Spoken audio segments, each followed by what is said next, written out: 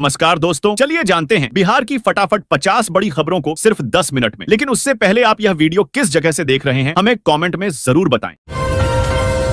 1 मार्च 2025 से शुरू होंगी 10 नई ट्रेनें। टिकट बुकिंग आज से चालू। रूट लिस्ट देखें दोस्तों, भारतीय रेलवे ने यात्रियों के लिए एक और बड़ी घोषणा की है। 1 मार्च 2025 से 10 नई ट्रेनें शुरू की जा रही हैं, जिनसे यात्रा करना और भी आसान और सुविधाजनक हो जाएगा। ये ट्रेनें देश के अलग अलग हिस्सों को जोड़ेंगी और यात्रियों को तेज, आरामदायक और किफायती यात्रा का अनुभव प्रदान करेंगी। खास बात यह है कि इन ट्रेनों की टिकट बुकिंग आज से शुरू हो गई है।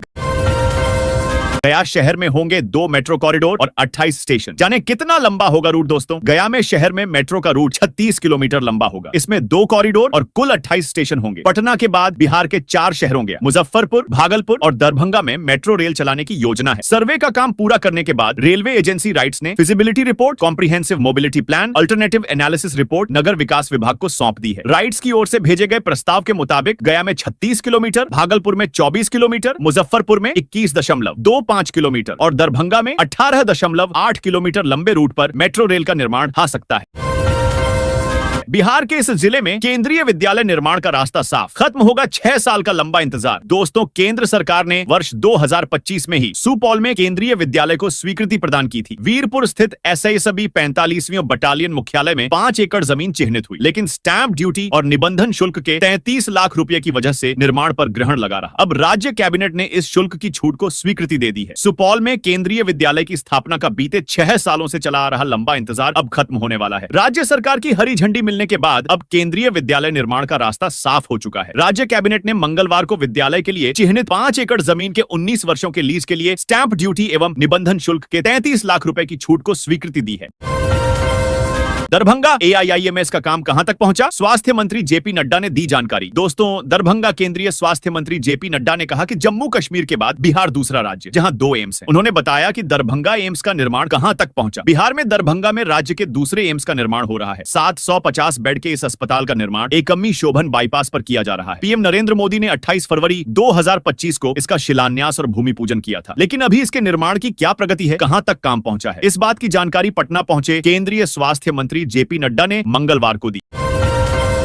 इस जगह बनने जा रहा नया एयरपोर्ट, इन गांवों की जमीनों का होगा अधिग्रहण। दोस्तों, इस जगह बनने जा रहा नया एयरपोर्ट इन गांवों की जमीनों का होगा अधिग्रहण। इस जगह बनने जा रहा नया एयरपोर्ट इन गांवों की जमीनों का होगा अधिग्रहण। देश में इस जगह नया एयरपोर्ट बनने जा रहा है, जिससे लोगों को बड़ा फायदा मिलने वाला है। इससे यात्रा को बड़ी आसानी से पूरा किया जा सकेगा। जल्द ही इस एयरपोर्ट को बनाने के लिए इन 6 गांवों की 139 एकड़ भूमि का अधिग्रहण होगा, जिसका सरकार ने पूरा खाका तैयार कर लिया है। इन जमीनों के बदले लोगों को सरकार खूब पैसे भी देने वाली है। 62 साल बाद रक्सौल एयरपोर्ट नागरिक उड़ानों के लिए कार्यक्रम खत्म होते ही बाईपास से लेकर विक्रमशिला सेतु पैक। दोस्तों, पीएम मोदी के कार्यक्रम को लेकर भागलपुर पुलिस की ओर से सुरक्षा व्यवस्था चाक चौबंद रही। सुबह 7 बजे से ही पदाधिकारी, दंडाधिकारी और बल तय ड्यूटी स्थल पर पहुंच चुके थे। पीएम मोदी के कार्यक्रम को लेकर भागलपुर पुलिस की ओर से सुरक्षा व्यवस्था चाक चौबंद रही। सुबह 7 बजे से ही पदाधिकारी, दंडाधिकारी और बल तय ड्यूटी स्थल पर पहुंच चुके थे। इधर एसडीपीओ रैंक के पदाधिकारी भी मॉनिटरिंग में जुट गए थे। विभिन्न स्थलों पर पहुंचकर पुलिस पदाधिकारियों ने प्रतिनियुक्त पदाधिकारियों को दिशा निर्देश दिया। इधर सुबह करीब 8 बजे से ही 0 माइल चौक और बाबूपुर मोड़ से बड़े वाहनों का आना शुरू हो गया। सुबह बिहार के मिडिल स्कूलों में होगी कंप्यूटर की पढ़ाई, एक शिक्षक को मिलेगा प्रशिक्षण। दोस्तों, बिहार शिक्षा विभाग ने बड़ा फैसला लिया है। आगामी शैक्षणिक वर्ष से वर्ग 6 से 8 तक कंप्यूटर की शिक्षा दी जानी है। इसके लिए कंप्यूटर के जानकार शिक्षक का होना जरूरी है। उन सभी विद्यालयों में जहां कक्षा 6 से 8 तक की पढ़ाई होती है, वहां एक शिक्षक को कंप्यूटर शिक्षक के रूप में नामित करना है। मुजफ्फरपुर अगले शैक्षणिक सत्र से कक्षा 6 से 8 में कंप्यूटर विषय को पढ़ाया जाना है। इसको लेकर शिक्षक विभाग की ओर से तैयारी शुरू कर दी गई है। राज्य शिक्षा शोध प्रशिक्षण परिषद के निदेशक ने इस संदर्भ में जिला शिक्षा पदाधिकारी और डीपीओ को पत्र लिखा है, जिसमें सभी मध्य विद्यालयों से एक कंप्यूटर शिक्षक नामित करते हुए उनकी सूची उपलब्ध कराने का निर्देश दिया है। ऐसे में डीओ डीपीओ कक्षा 6 से 8 तक की पढ़ाई वाले विद्यालयों में एक शिक्षक को नामित कर रिपोर्ट भेजें।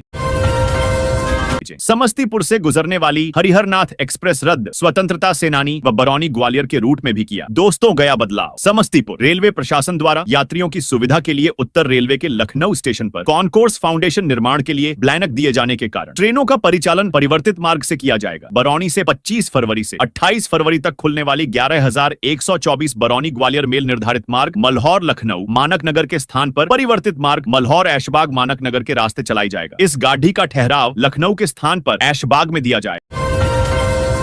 2025 नीतीश सरकार के 7 नए मंत्रियों को मिले विभाग, पहले के मंत्रियों की जिम्मेदारी बदली। दोस्तों, बिहार की नीतीश कुमार सरकार ने 28 फरवरी को बजट सत्र के एक दिन पहले गुरुवार को नए 7 मंत्रियों का विभाग आवंटित कर दिया। इसके साथ ही पहले के कई मंत्रियों की जिम्मेदारी भी बदली गई है। बिहार की नीतीश कुमार सरकार में 28 फरवरी को शपथ लेने वाले 7 मंत्रियों को विभागों का आवंटन कर दिया गया है। इसके कारण पहले के 15 मंत्रियों की जिम्मेदारी में बदलाव हुआ है। जिनके पास ज्यादा विभागों की जिम्मेदारी थी, उनसे लेकर नए मंत्रियों को दी गई है। भारतीय जनता पार्टी के प्रदेश अध्यक्ष दिलीप कुमार जायसवाल के इस्तीफे से खाली हुआ राजस्व एवं भूमि सुधार विभाग नए मंत्री संजय सरावगी को दिया गया है। उप मुख्यमंत्री विजय कुमार सिन्हा की जिम्मेदारी पर भी असर पड़ा है। गुरुवार को जारी सूची में इसी कारण 15 पुराने और नए 7 मंत्रियों का नाम के समापन पर प्रयागराज पहुंचे, अरैल घाट पर लगाई झादू, संगम घाट पर की पूजा। दोस्तों, महाकुंभ के समापन पर प्रयागराज पहुंचे मुख्यमंत्री योगी आदित्यनाथ ने अरैल घाट पर स्वच्छता अभियान में भाग लिया। उन्होंने झादू लगाकर साफ सफाई में अपना योगदान दिया, फिर संगम घाट पर पूजा अर्चना की। महाकुंभ के समापन पर सीएम योगी आदित्यनाथ प्रयागराज पहुंचे। यहाँ उन्होंने श्रमदान करते हुए झादू लगाकर अरैल घाट पर साफ सफाई की, फिर संगम घाट पर जाकर पूजा अर्चना की। इस दौरान उनके साथ दोनों डिप्टी सीएम मौजूद रहे। सीएम योगी महाकुंभ को सफल बनाने वाले लोगों का आभार व्यक्त करेंगे। इसमें पुलिसकर्मी, सफाई कर्मी समेत तमाम विभागों के लोग शामिल हैं।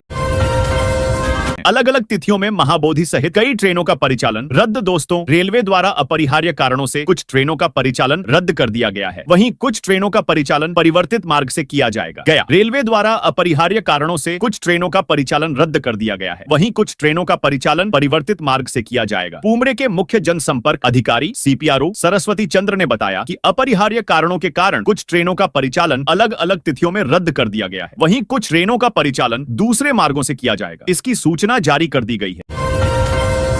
भागलपुर में यहां बनने जा रहा फ्लाईओवर सरकार से मिल गई मंजूरी, 125 करोड़ होंगे खर्च। दोस्तों, भागलपुर गोराडीह फ्लाईओवर बनने का रास्ता साफ हो गया है। इसके निर्माण के लिए 125 करोड़ 85 लाख रुपए की मंजूरी मिल गई है। जल्द ही जमीन अधिग्रहण का काम शुरू होगा और कुल लागत लगभग 200 करोड़ आएगी। 1 फरवरी को प्रगति यात्रा के दौरान मुख्यमंत्री नीतीश कुमार ने शहर के दक्षिणी क्षेत्र में कनेक्टिविटी आसान करने के लिए एक और फ्लाईओवर निर्माण की घोषणा की थी।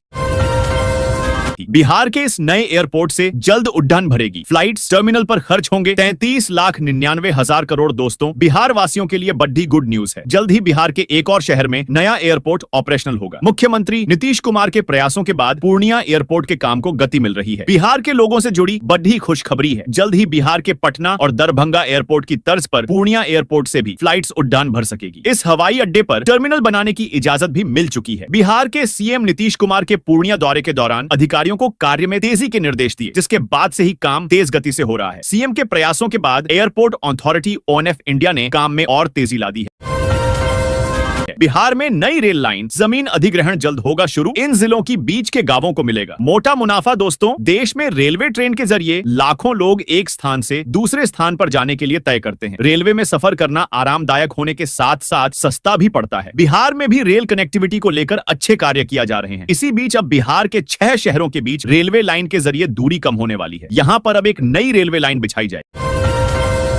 दरभंगा बस स्टैंड पर मिलेगी एयरपोर्ट जैसी सुविधा। आधुनिकीकरण पर खर्च होंगे 84 करोड़। दोस्तों, दरभंगा कादिराबाद से दिल्ली मोड में बस स्टैंड के स्थानांतरण के बाद 28 फरवरी 2018 से इसके संचालन का जिम्मा जिला प्रशासन के पास है। 1 फरवरी 2005 से पहले क्षेत्रीय विकास प्राधिकार बस स्टैंड संचालन की जिम्मेदारी देख रहा था। क्षेत्रीय विकास प्राधिकार को 1 फरवरी 2005 से नगर निगम में विलय कर दिया गया।